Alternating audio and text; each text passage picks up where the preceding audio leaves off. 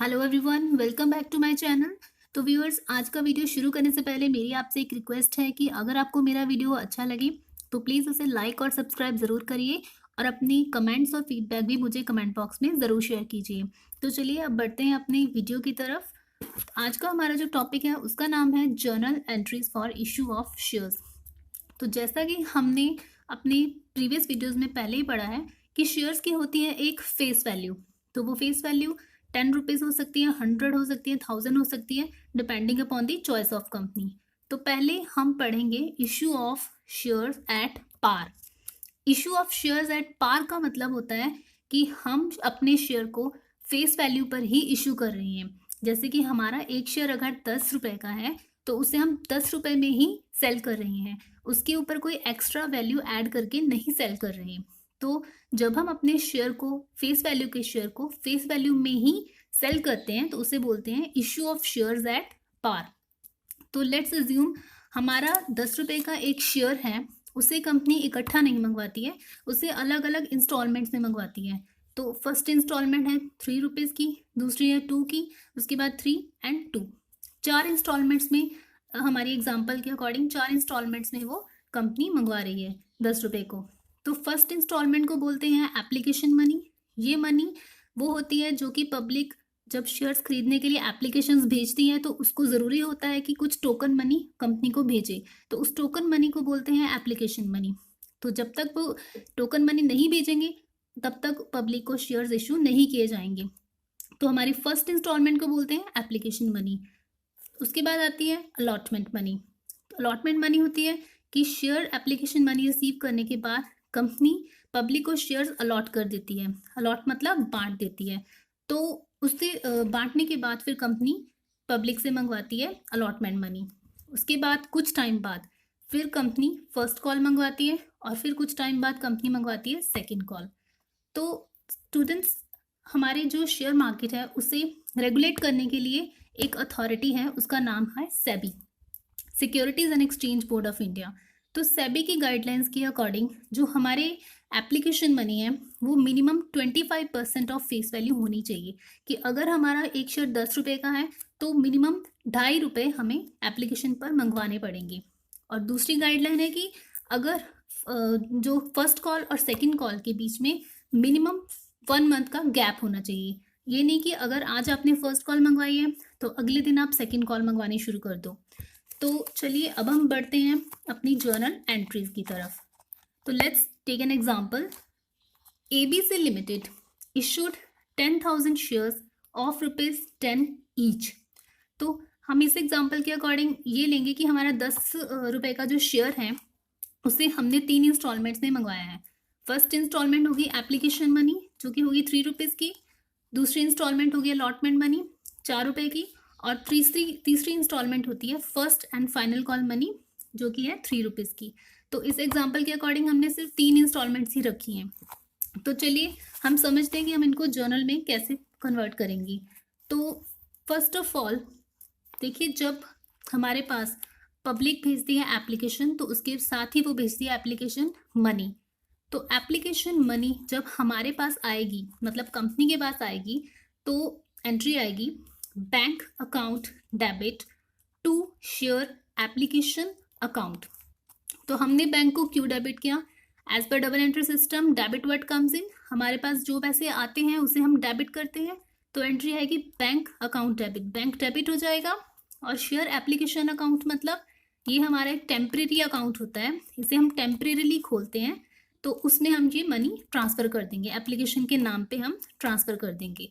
तो हमारे 10,000 शेयर थे, इस एग्जाम्पल के अकॉर्डिंग 10,000 शेयर थे और हमारी एप्लीकेशन मनी थी 3 रुपए। तो 10,000 शेयर्स इंटू 3, 30,000, 30,000।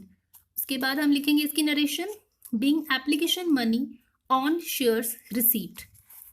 उसके बाद क्या होता है हमारी अगली एंट्री में, ये जो हमारा टेम्परेरी अकाउंट खोला था हमने शेयर एप्लीकेशन अकाउंट, इसे हम परमानेंटली शेयर कैपिटल अकाउंट में ट्रांसफ़र कर देंगे।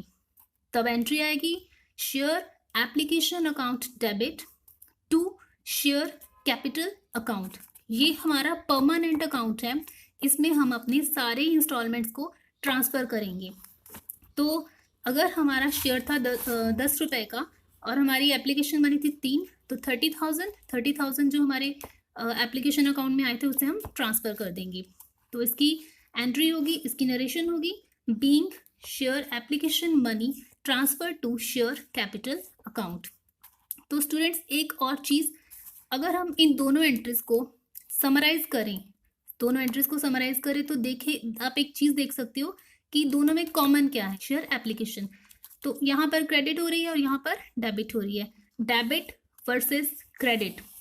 अगर हम इनको माइनस कर दें, मतलब काट दें इनको, तो हमारी अल्टीमेट एंट्री, हमारी फाइनल एंट्री क्या बनती है, bank account debit to share capital account. ये हमारी फाइनल एंट्री बनती है। तो बट हमें इनको समराइज नहीं करना है, हमें इनको प्रॉपरली इसमें ही लिखना है, एंट्रीज में ही लिखना है। ये सिर्फ आपको समझाने के लिए था। तो चलिए अब हम बढ़ते हैं अपनी अगली एंट्री की तरफ। तो अब देखिए फर्स्ट जो हमारी होती है इंस्टॉलमेंट, वो होती है एप्लीकेशन अकाउंट, एप्लीकेशन मनी।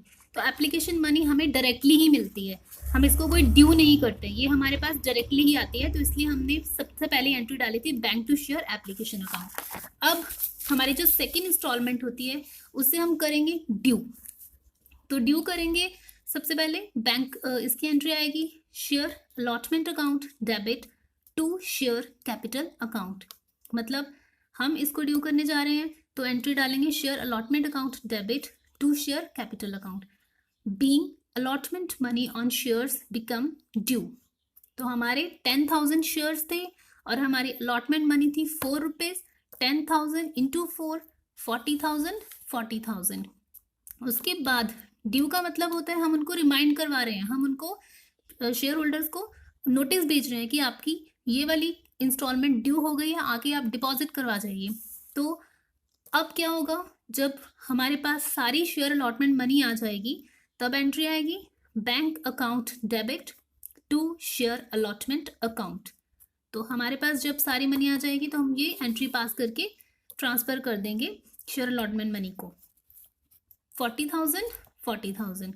इसकी नरेशन होगी being allotment money on shares received. Then comes to our final and first and final call.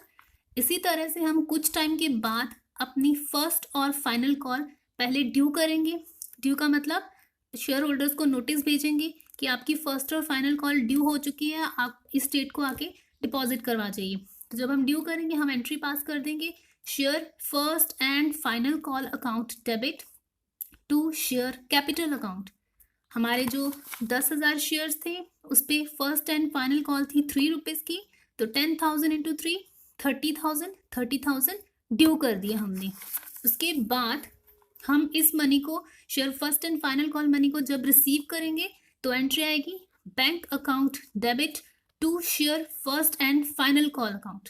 तो ये सारी की सारी अमाउंट जब हम रिसीव कर लेते हैं तब हम ये एंट्री पास करते हैं 30,000, 30,000।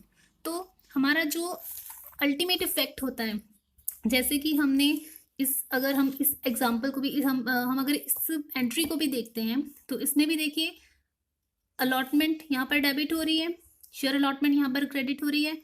तो कैंसिल अगर हम कर देते हैं तो हमारी अल्टीमेट एंट्री बनती है बैंक टू शेयर कैपिटल, यहाँ पर भी इसी तरह से यहाँ पर हमारी फर्स्ट कॉल डेबिट हो रही है और यहाँ पर क्रेडिट हो रही है। तो इसको अगर हम काट दें डेबिट वर्सेस क्रेडिट, तो हमारी फाइनल एंट्री यही बनती है bank to share capital account. तो हमारी अल्टीमेट एंट्री जो होगी, मतलब कॉमन एंट्री, वो यही होती है bank to share capital account. तो हमारी शेयर कैपिटल में टोटल कितनी मनी आ जाएगी, 10,000 इंटू 10, 1 लाख। तो इस तरह से हमारे शेयर कैपिटल की एंट्रीज पास की जाती हैं।